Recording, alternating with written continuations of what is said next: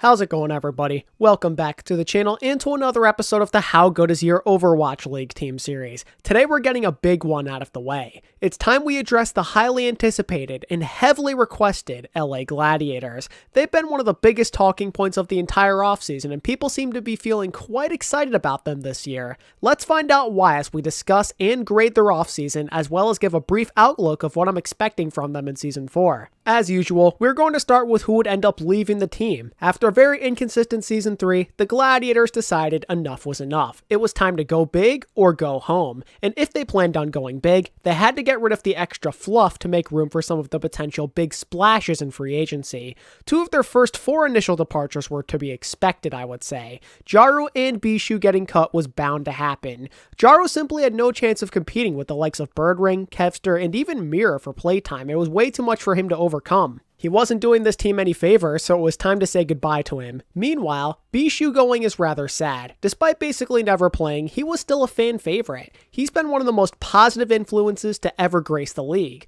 So while he won't be missed from an in-game perspective, he definitely will be from an emotional standpoint both for the fans and his former teammates and coaches. Next up on the chopping block would be the longtime support duo out of Finland, Big Goose and Shas, who were on this team for 3 whole years. These two stayed on one team longer than most ever will be able to say they have in their entire careers, let alone their Overwatch League careers. Their longevity is something to admire. Despite their value as a duo steadily declining over the years, many Gladiators fans will forever be thankful for them giving it all they've had for so many years. There's multiple memories fans are going to look back on fondly. This especially goes for the fans who have been supporting this team since the very beginning. But as I referenced earlier, they're not what they once were. The number of great support lines in the league simply has increased to the point where they have lost relevance. By the time the Gladiators got rid of them this offseason, they arguably weren't even a top 10 duo in the league anymore. Shaz, I would say he was still relatively good last year, but a step down from what this team needed if they wanted a turnaround season.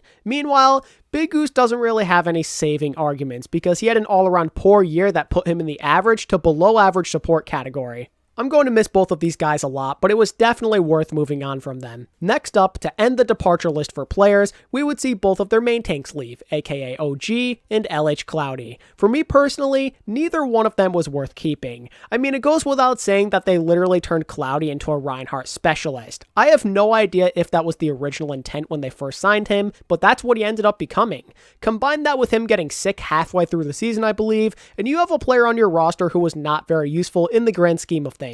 When it comes to OG, he can only seem to hold his own on some characters, like Winston. He also didn't really seem like the best fit in the system. It oftentimes felt like he was lacking confidence and that sometimes he was kind of lost out there. The trade that they made seems to have done them no good because he's already gone. OG's done. They really didn't like what he brought to the table. They got one mediocre season out of him and now they're ready to move on from him completely. But oh well, it really wasn't worth holding on to him. They noticed the downward trend he's been on the last few years, so they moved away while they still had the chance. The Gladiators also decided it was worth it to make some coaching changes as well, which resulted in the departure of Faustus, sorry if I mispronounced that, and Curry Shot. Coaching proved to be a serious issue for this team in 2020. Mid-game adjustments were a big-time struggle that costed them potential wins, both against some good and some not-so-good competition.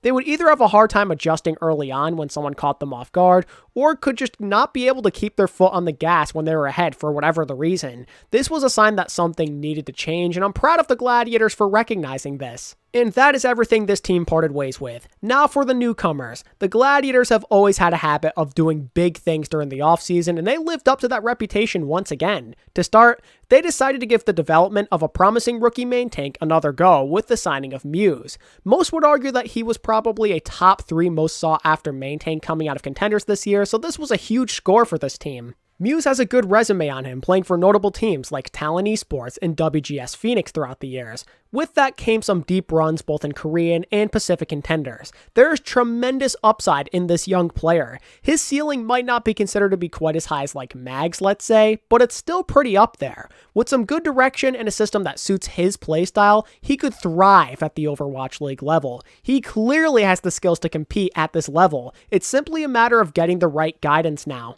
I've said it before and I'll say it again. There's only 2 things that can stop Muse: the coaching and himself. The The himself part is pretty self-explanatory. He can't lose his way like Roar or OG did before him. He's got to stay confident and motivated. I thought I would bring this up because the Gladiators have had a not so great history with main tanks throughout their existence, so while it may not seem like it, there is a lot of pressure on Muse to perform. No matter the sport, history does like to cruelly repeat itself with some franchises, and the Gladiators seem to be under this curse right now. But the promise and upside he brings does make fans and analysts alike hopeful that he can finally break the curse, and I have confidence he could end up being the answer as well.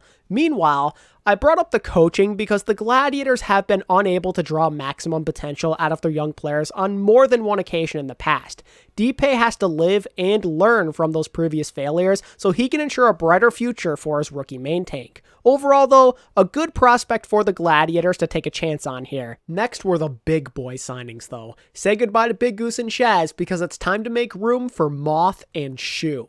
These two signings alone make this team one of the biggest winners of the entire offseason. These are two enormous upgrades, I mean groundbreaking levels. These two could be a top 3 support duo or better in the league, maybe even the best depending on how things go. To go from a mediocre support line to one of the best is going to instantly give this team a more competitive nature. I mean, Moth by himself is an absurd upgrade. We're talking the best main support in the league for 2 years running. He offers something the Gladiators have been missing for years now, and that, my friends, is consistency at the main support position. Moth is of course a fantastic in-game communicator. This guy leads by example, and I'm expecting his winning ways to rub off on his teammates at least a little bit. Shu is probably going to benefit the most out of this new partnership though. He's always been insane ever since joining the league. He's one of the strongest support players we have. He's been putting up great numbers for years, even on an inconsistent team with a main support who can't even hold a candle to Moth. No offense, Chara. I am 100% expecting Shu to level up his play at least a tiny bit because of this.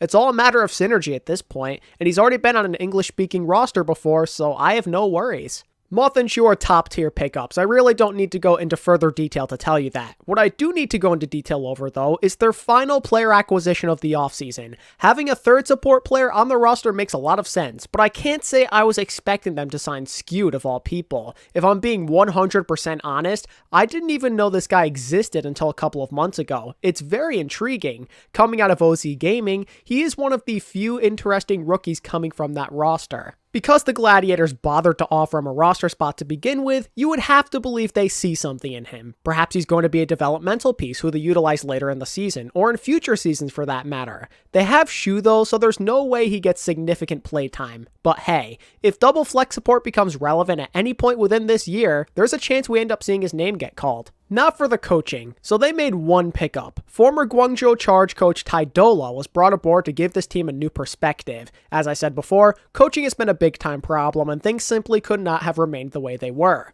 Bringing in a coach from a successful team could be enough to help turn the tide.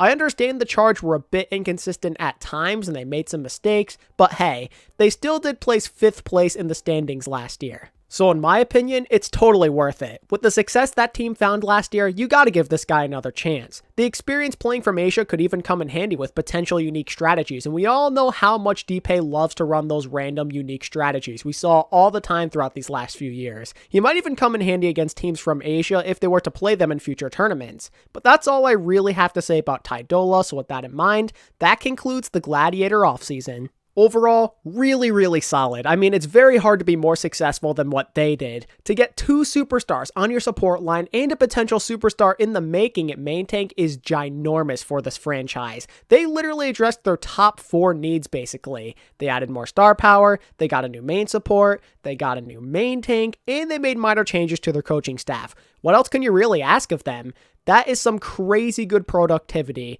Was it necessarily a flawless offseason? I would say no. But it seriously might have been the best out of any team, so I'm going to give the Gladiators an A as their offseason grade. I'm really happy with how they did, but I feel a little concerned about a couple of different things. For one, there's no guarantee factor with Muse. As promising as he appears, I would have preferred if they got somebody slightly more established, someone who I know for a fact is going to dominate. And of course, their previous history with main tanks also scares me a little, as I mentioned before. The other small complaint a lot of people are going to have is keeping DP. Listen, I totally get it. He's had his ups and downs these last few years. He's been unable to draw potential in some of his players. His game plans and coaching adjustments also have not always been the best. He has plenty of flaws, and to be honest, he might not be the best option to run this team. But he's really not awful at all. He's not a top-tier coach in my opinion, but definitely still top half of the league. Now, with that said, I wouldn't necessarily have minded if they had moved on from him, but still, he has posted good results in multiple seasons. Season 3, yeah, that was a tough one, but sometimes people do end up forgetting how consistent the Gladiators were, both in Seasons 1 and 2. And while he has failed to get the most out of some of his players throughout the years, he also has helped some of them further progress their careers, like Surefour to name an example.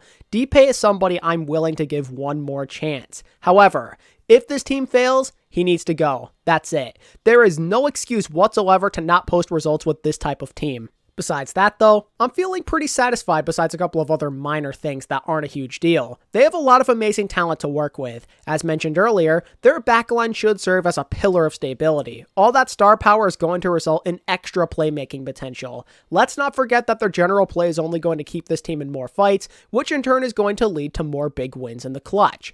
This might be the strong point of their roster. I know it sounds crazy considering how loaded they are from top to bottom, but that's what it feels like. Speaking of loaded, how about the DPS? I have given them no love this entire video, but I promise it's not because I forgot about them. It's more so because there's not really a big need to seriously talk about them in detail. A starting lineup of Birdring and Kevster plus Mir flexing off the bench is no joke, but we all already know this. We literally saw it time after time in Season 3, and there's no reason to believe that trend is not going to continue. Birdring serves as an ultimate hard carry with unlimited clutch potential in the hit scan role. Mir, meanwhile, is going to generally be able to handle the random flex needs throughout the entire year, whether that would be on some sort of projectile DPS or maybe even a completely different role altogether. But to be honest with all of you, I'm feeling the most excited about Kevster. He made such great progress and had such a big impact on this team despite joining as a late season pickup. He has incredible upside, and I get the feeling he'll come back stronger than ever after hard grinding the entire offseason. Despite being more known as a hit scan in contenders, Kevster has become the flex DPS of anybody's dreams. He's proven himself on projectile heroes, and he's an absolutely insane Ashen Tracer. That makes him somebody amazing to pair up with somebody like Birdring in pretty much any meta you could imagine. Ash Tracer, Double Sniper, Dive, it really doesn't matter. That versatility makes him very valuable. Then there's the quote-unquote weakest part of their team, aka their tank line, and I use the term weak very loosely because Muse and Space are not bad on paper at all. He's a step below top tier, but Space is extremely reliable, and he has been for many years now. He's relatively solid on all off-tanks in the game, and I would argue his Sigma might need a little work compared to his D.Va and or Zarya, but still not that bad. I could see him being a great partner for Muse. As a veteran, he can show him the ropes. Muse should feel more comfortable in the system knowing that Space, along with some of the other incredible players on that roster, have his back. If he finds his groove and is comfortable within the system, him and Space could be a trustworthy and dominant duo. After addressing the Gladiators as a whole and seriously thinking about their potential, I am now ready to make a placing prediction. I believe the Gladiators will finish anywhere from 7th through 2nd place in the overall standings. This roster is so unbelievably stacked that I can't help but have very high expectations for them. Could I be falling into the same trap as Season 2? Perhaps, but to me this roster looks to be the best and most well-rounded one they've ever had. If they aren't a seriously good team who give most, if not all of the teams in the league a serious challenge, I'm going to be severely disappointed because I really only see two things as of right now holding them back. One would be potential inconsistencies at tank, whether that would be Muse not living up to the hype, or Space being unable to keep pace with some of the other top tier off tanks in the league. And or two, the coaching ends up holding them back. They're both somewhat legitimate concerns, I would say, and that is what most people are probably going to identify as the potential weak points of the roster, but even with a few issues, they still might end up being really good simply because of how stacked they are from top to bottom, and as a result, I'm feeling pretty excited and confident about the Gladiators heading into 2021. Let's see if they have what it takes to live up to the hype. But I think that's just about going to do it for this episode, ladies and gentlemen. There is your off-season recap and team evaluation of the 2021 LA Gladiators. How confident are you in this group heading into Season 4? Are you optimistic like myself, or do you think they're going to flop? Let me know down in the comments section. If you enjoyed today's content, make sure to give it a like and subscribe so you don't miss out on the next episode of this series. And as always, thank you all so much for watching. I really do appreciate it. And until next time, this is ATP, signing out. Peace.